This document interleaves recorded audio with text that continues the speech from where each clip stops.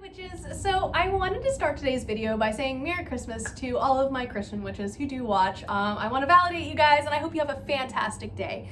Now, as my pagan folks know, we had Yule on December 21st. That was the winter solstice, and it extends for about 12 days for some people. Again, I only really practice on the winter solstice, but that's just me.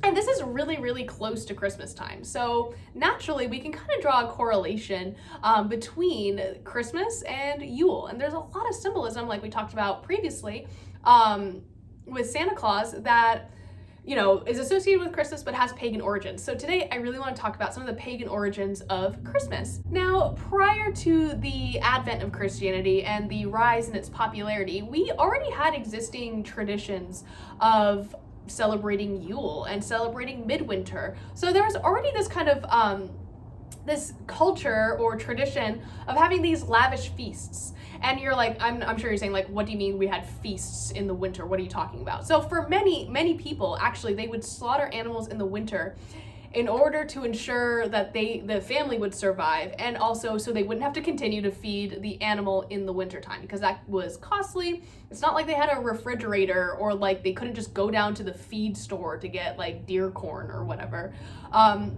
So for a lot of the time, cattle were actually slaughtered so they wouldn't have to be fed, and of course that would in turn feed the family. It was easier to preserve the meat as well because it was like really fucking cold outside.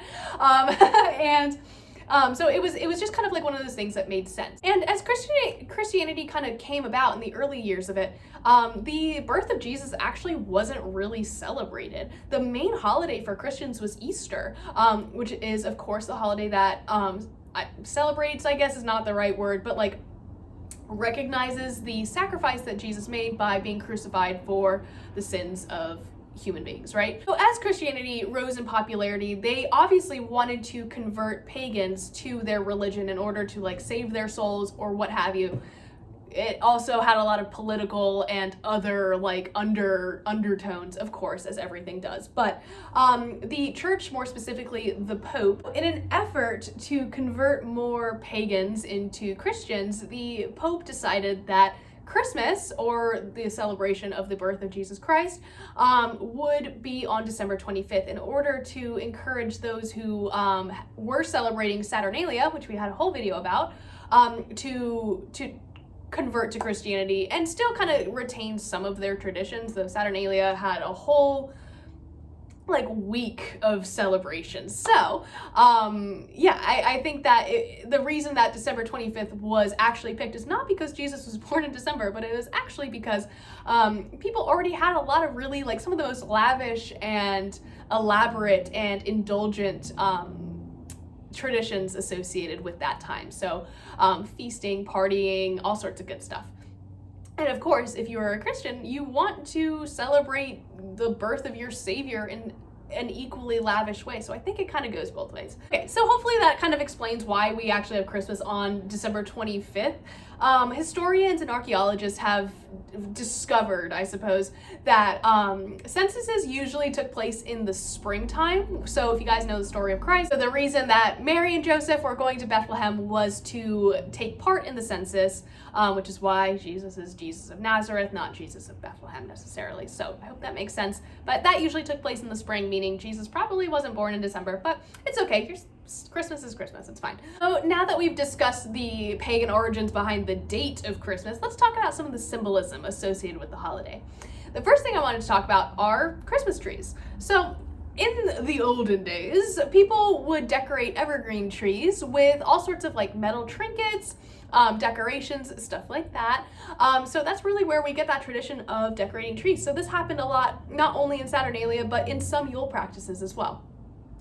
The idea of caroling or Christmas caroling came from wassailing, which actually in turn comes from a ritual offering to the spirits of the earth or the gods of the harvest to ensure a good crop the following spring. So people would bring offerings of beer, apple cider. In addition to these offerings that people would give to appease the gods of the harvest, they would also want to drive out demons who might mess with that. So people would gather in large groups at night, either wailing and banging pots and pans or singing traditional songs, and they would walk throughout the orchard scaring away the evil spirits. So that's where we kind of get that tradition of caroling and wassailing that turned into caroling. So the next tradition I wanted to talk about is actually the Yule Log Cake, or the Bûche de Noël. And this is a cake that is kind of like, it's usually chocolate. It has like a cream filling, and it's kind of a rolled cake, and it looks like an actual Yule log.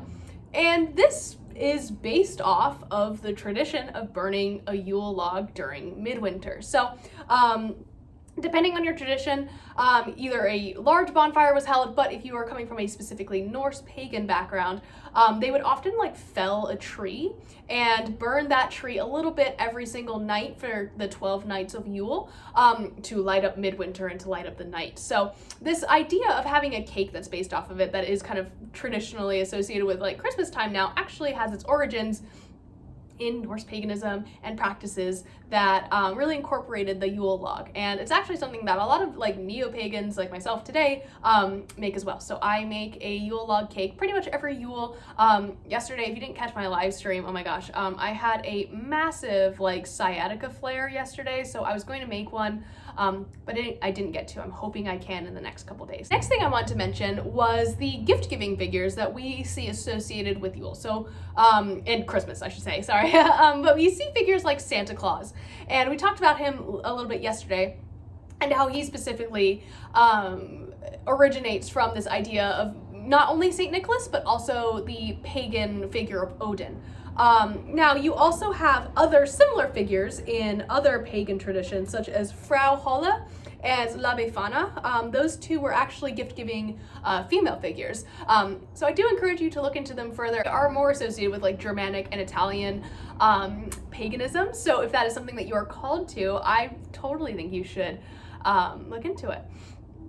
And then finally, we have the figure of the mistletoe, which I talked about in another video. If you're interested in learning more about it, definitely check that out.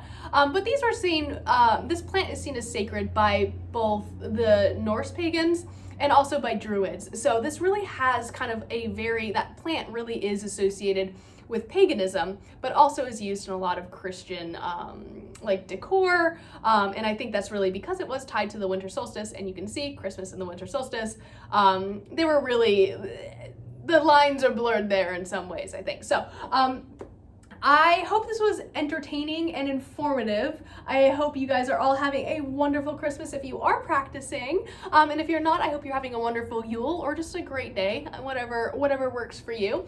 And yeah, I'll see you guys tomorrow. Bye.